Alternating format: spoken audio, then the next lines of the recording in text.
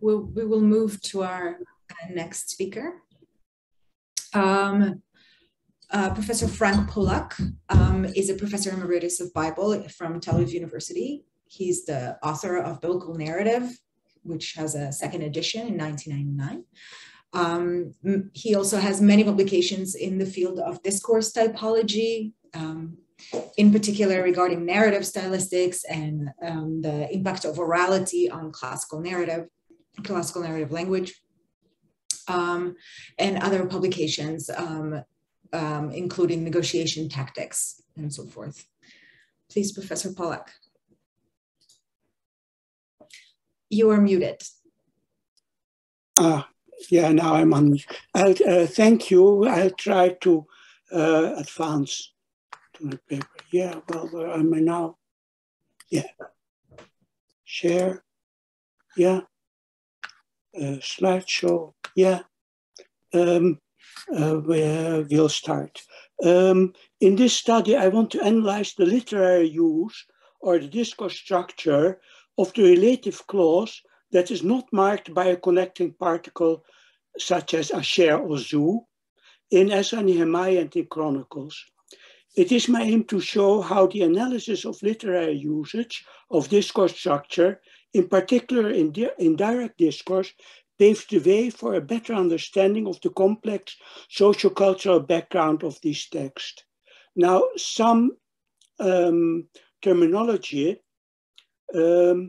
I don't like the term relative particle because it suggests something which exists in modern and ancient European languages, apart from Basque, and but in other languages, the term abnormalized clauses seems preferable, while the so-called relative particle serves as abnormalizer or connector. Arabic has a comfortable term for clauses annexed directly to the head noun without connector, the sifa. A particular aspect of this construction, the position of the head noun in the construct state, has been studied by Tamar Tzvi.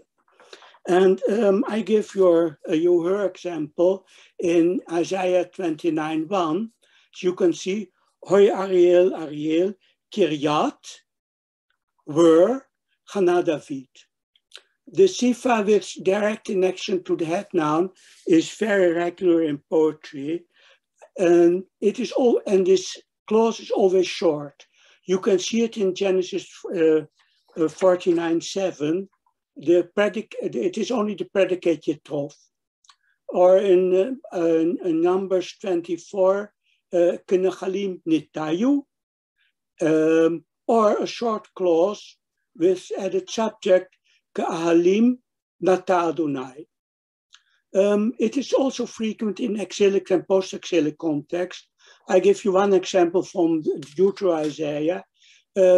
For me, at the present occasion, it's important to note that you have a number of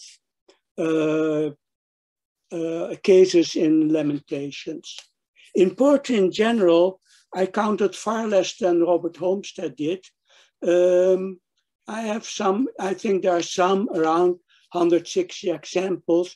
The interpretation often is ambiguous. Now, in classical prose, we have far less cases. I count 11, but you can count other counts are possible. An example is in Genesis, in Joseph Tale, Genesis 39, V'chol yeshlo natan biyado. Let me add that some people think that you must just read V'chol asher lo. In Exodus, you all know the examples from Exodus 4, and so on. We also have some cases of nominal clauses. V'nezem zahav beka mishkalo, or ish meha Ephraim sheva ben bichri shmo. Of course, we can also analyze it as a circumstantial clause, but I think that Robert had the example from from 2 Samuel 20, but not from the Goliath's tale. And I don't know why it's the same structure as the Genesis 24. But you see, so I count around, and that's the most important word here, 11 cases. There are 17 in ritual discourse, including in Exodus 6, 28, and 2 in what one would call transitional Hebrew, in Deuteronomy 4 and in Jeremiah 36. We'll see those cases later. Now, in post-exilic prose, in Ezra, Nehemiah, and Chronicles, the Sifa is less infrequent. We have 4 cases in Ezra and Nehemiah and 6 in 1 Chronicles. You can follow them quite easily. And in 2 Chronicles, we have 11 cases. 4 cases in chapters 1 through 16, and then 7 cases in chapters 20 through 31. There's something with the spread here which can be explained by contextual arguments, I think, but it may be more complex. In any case, there are striking differences in frequency. In ENC prose, we have around 21 instances on 220 occurrences of Asher, which give us around 95 per mil. In classical and general non-post-exilic prose, we have around 30 instances. Once again, around is the keyword, on around 3,600 occurrences of Asher, which makes for 8 per mil. Less than a tenth of the frequency in ENC. So the question is, of course, in what respects is the ENC corpus different from non-post-exilic prose? Now, I want to highlight two crossing tendencies. There is the pattern in the tradition of classical usage, and there are differences in usage. Both can be important. First of all, patterning. We have 2 head nouns that are rather frequent in Ezra and in Chronicles. One of them is kol. We have 5 instances. Kol heir Elohim et rucho, al kol hitnadev, and so on.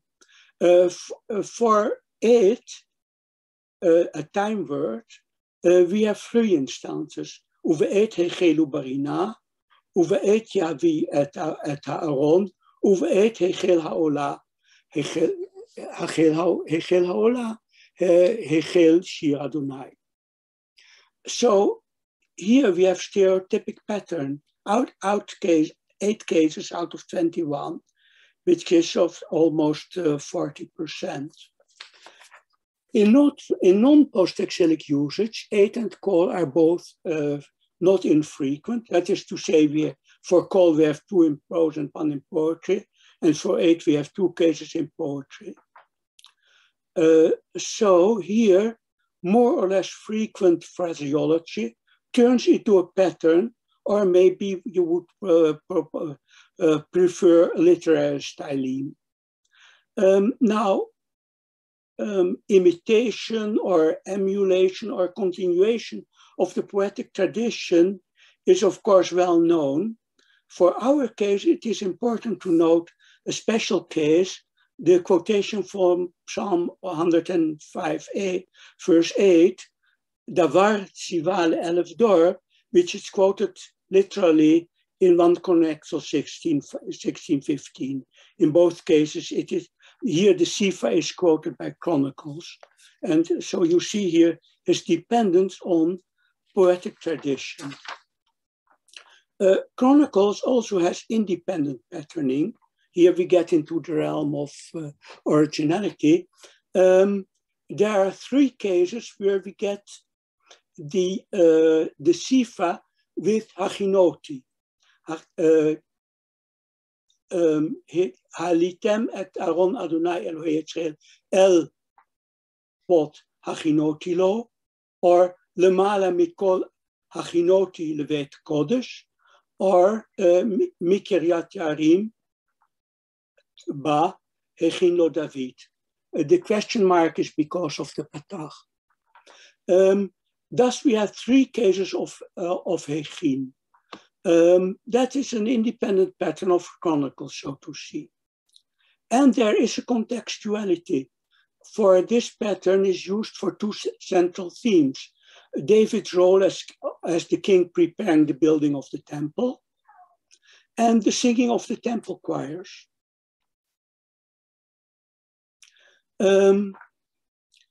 And then there's another case, complex Sifa clauses versus simple Sifa clauses. In classical language, Sifa clauses are simple. They consist of a single predicate, such as the well-known example of Binyamin Ze'ev Yetrov. The examples from Isaiah 48:51, from Psalms, and the examples from Lamentations.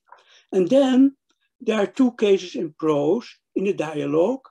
You have it in Exodus 4:13, Vayomer bi Adonai shilchana b'yad tishlach, and Vayedaber alehem aviem eze derech halach.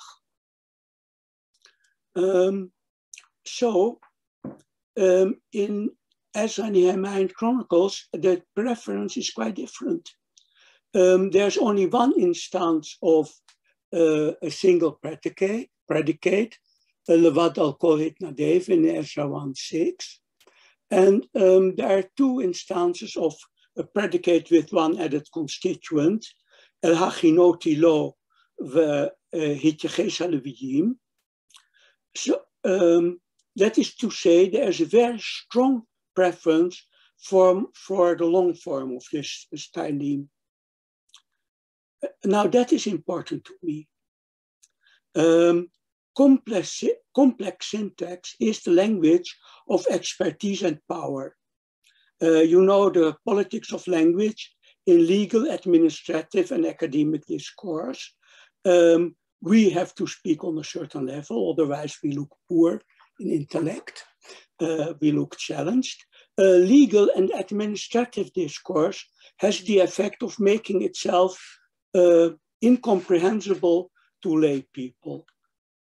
And that has been analyzed widely by Robin Tolmach-Lekov, by William Lebov, and for instance in England by Norman Fairclough.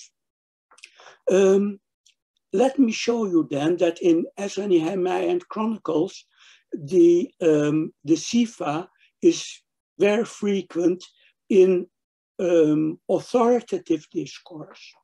You have it in royal or governmental instructions, such as the Cyrus proclamation, in Nehemiah's discourse, and the congregation for the new year in Nehemiah 8:10. And you have two cases in David's discourse in 1 Chronicles 15 and 29. You also have it in royal prayer in 2 Kings 14, in Asa's prayer, and you have it in Hezekiah's prayer in chapter 30. You have it in prophetic discourse twice in 2 Chronicles 16 and 20 and 28. So in Ezra, Nehemiah, and Chronicles, the Sifa belongs to authoritative discourse. In, what we shall call transitional Hebrew, or let me rather say close to official Hebrew, you have it in ritual context in Leviticus 7:9 and 35. You have it in Numbers, chapter 7, and in Exodus 6:28. I could call it P, but since I don't believe in this particular letter, I'll leave it at ritual discourse. You also have it in rhetorical prose, in Deuteronomy 4 and in Jeremiah 32, both cases with yom, which is a very common pattern in poetry too. You can, of course, call it Deuteronomist, but since I don't believe in that particular letter, I leave it at rhetorical prose. That is the politics of literary style, part 1. We'll come to part 2 also.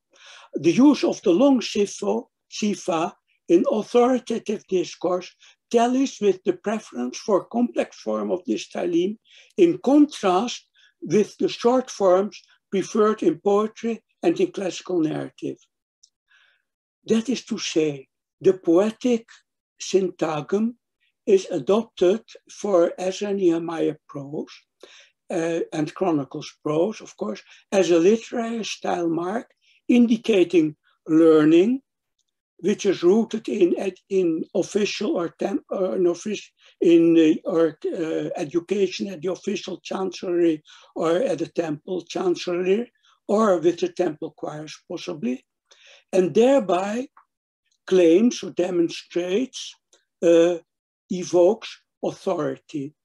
I must add that this is more than the symbolic power of language which Bourdieu thought of, because the possibility to get an education always indicates economic status in the pre-modern era. But now we are getting to the other side of the differentiation. Sifa with zero head noun in Ezra, Nehemiah, and Chronicles. Headless sifa clauses are rare in poetry, and they always follow the preposition. The few examples are quite known. Achareyo uilo halachu and ami hevir kvodo below yoil. You see the head word is lacking. Reckendorf calls this the substantivized relative, the substantivized sifa clause. Now, in poetry, we have altogether three examples. In Ezra, Nehemiah, and Chronicles, we get 5 examples following the preposition. In Nehemiah 8:10, shilchu manot le enachonlo. Le mishe enachonlo, will that say. And then we get the examples in Chronicles, in David's speech, el hachinotilo. We get it in Hela David Mikiryat Yarim ba hechinlo David. We get it in 14:10, ben rav le ein koach.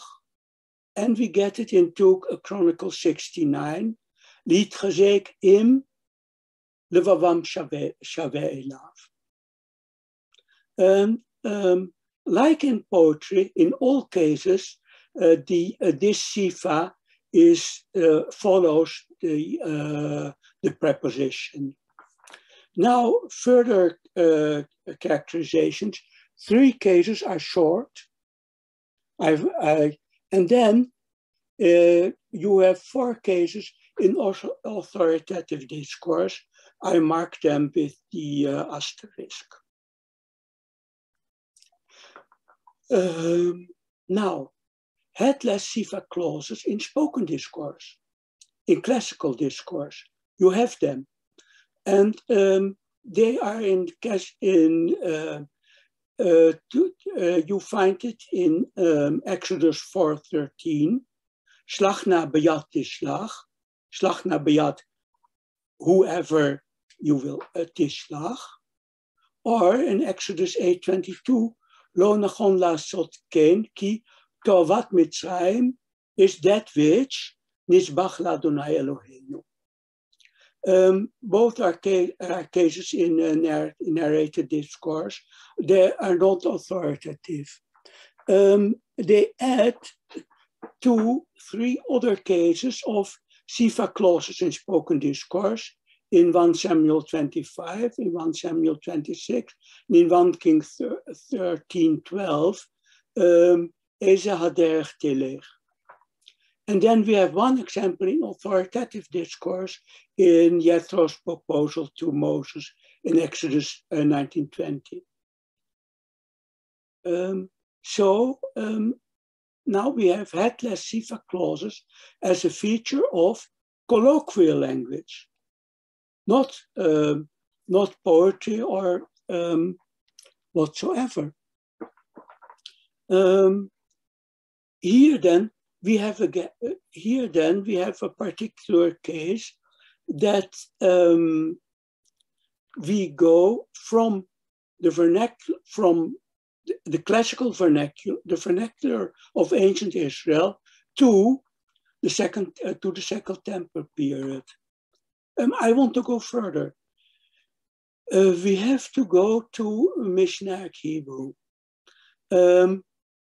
Segal gives very few cases in the large corpus of the Mishnah. You have it in Yevamot 15:6, Angel Haderech, by which you can, Motsiata Mide Avira, by which she removes herself from, by which she evades a transgression. And then you have a series of cases in Bikurim, and there's another case in Menachot. Still, the Mishnah does not represent the vernacular. It is legal language or ritual language, also orally based. So here we have, but we go back to the vernacular. So in the vernacular, there is a gap between Middle Hebrew and the ancient Hebrew vernacular in the use of this feature. And that gap is in the Persian era, which means, of course, that in the Persian era, in the vernacular, this construction did exist. The Sifa clause was in use in the Judean vernacular, and in general, the generalization is that the Sifa clause was in use in the Judean vernacular during the 5th and the 4th century before Common Era.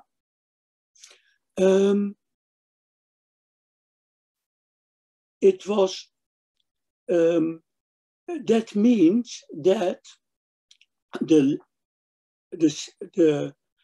vernacular stands in this case at the background of a particular literary uses of Ezra and Nehemiah chronicles. That brings me to the politics of literary style, part 2, by way of conclusion. The Sifa clause in Ezra and Nehemiah chronicles represents literary learning in interaction with a sense for colloquial language. From the transition from poetry to Ezra and Nehemiah and to the prose of Ezra and Nehemiah and chronicles means that the authors are enriching prose with an elevated literary trope, enhancing authority. But on the other hand, the transfer from poetry to prose is rooted in colloquial usage, which always is prose, of course. That is to say, expert knowledge of the ways of biblical poetry enabled the scholarly authors of the Persian era to turn a syntagm of the Judean vernacular into a styleme of post-exilic Hebrew prose, albeit with all complexities of the prose style of most post-exilic prose. So here you have, on the one hand, the consciousness of literary discourse and its status vis-a-vis the populace and vis-a-vis the foreign empire. And on the other hand, the roots in the highlighting of the use of colloquial usage, once again, vis-a-vis the foreign empire. That is to say, the preference for the Sifa clause in Ezra Nehemiah Chronicles represents a kind of, I wouldn't say anti-language, but it is sociologically and politically, it is a language that is rooted in political and sociocultural conditions of the Persian era. Thank you, and excuses for my stammering at the end. Thank you very much, Professor Polak. Any comments? Comments or questions? I'll have a question, if it's okay. Yeah, come on. Thank you for this wonderful presentation. I really enjoyed it. I just wonder if there is any differentiation between those clauses, those Sifa clauses that are in a constant state and the others, because you mix them all together. Yes, I mixed them. I don't know whether there is a difference. There must have been a difference, of course, but the transmission may not have always been conscious of the differentiation. Of course, in many cases you can't see it at all. There is the interesting case of Yemei Halachnu in 1 Samuel 25, which I could have noted, of course, but I think, let me say that I think that the difference would have been there as it is in Arabic or in Akkadian, but I think it was blotted out in the scribal tradition. Okay.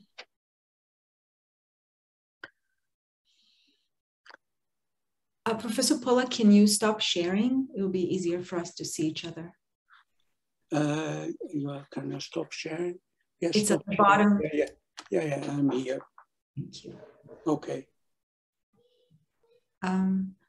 Well, I can comment a little bit about what Professor Tzvi mentioned. I published a paper, it was about Arabic, but also mentioned Hebrew, that actually Arabic, the situation in Arabic is secondary.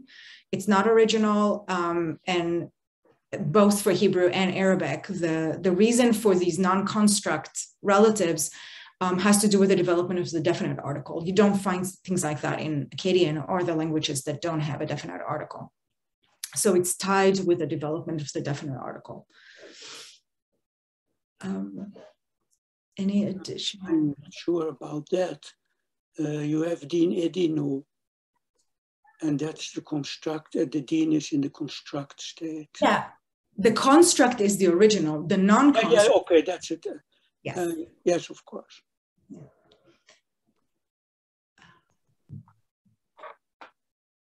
Yeah, Uli. Hi, thank you, Professor Polak, for this. I just want to remark that talking about the theory of the politics of the text, well, first of all, each text from ancient times is rooted in its socio-political context. I think it's interesting, if I'm following you, that in this case, the language of importance, as Bourdieu called it, is manifested not in lengthiness, but in abbreviation, which might give off a sense of elegance. I was wondering if you have any comments about that, because we're usually, if we see, as you mentioned, non-literary texts which are conveying a message of importance, they're usually lengthy.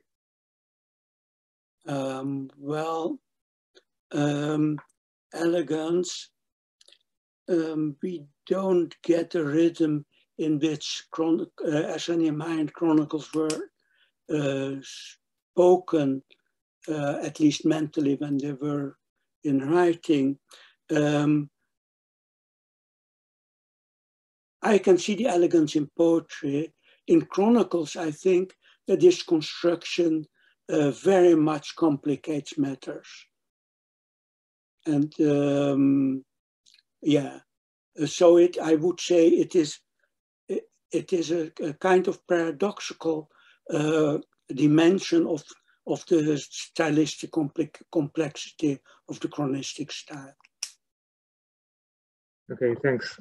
You might want to compare it to what we find in early modern Hebrew, in what Yael Reshef described that happens in the Pizmonim, in the light literature, where you would find the asyndetic constructions not in the elevated literature, but rather in the more popular compositions of the first half of the 20th century. Thank you.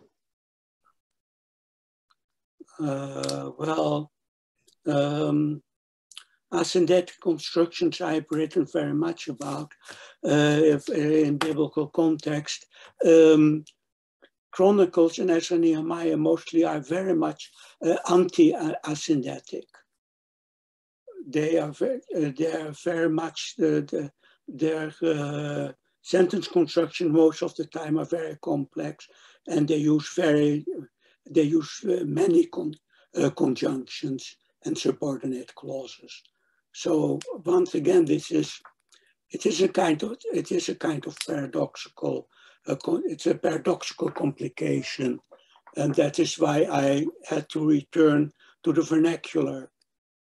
But it's a very complex way of using the vernacular.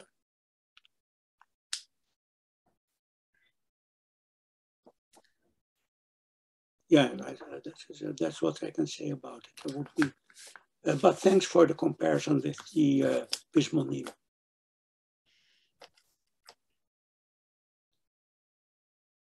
Okay. If there are no more questions, I guess we can adjourn. We'll see you all tomorrow. Oh, yes. I'm sorry. Is there still a comment now? Thank you for today. Yeah, so tomorrow at 4 p.m. Jerusalem time, the last day of the workshop. Yeah. Thank you very much, everybody. Thank you.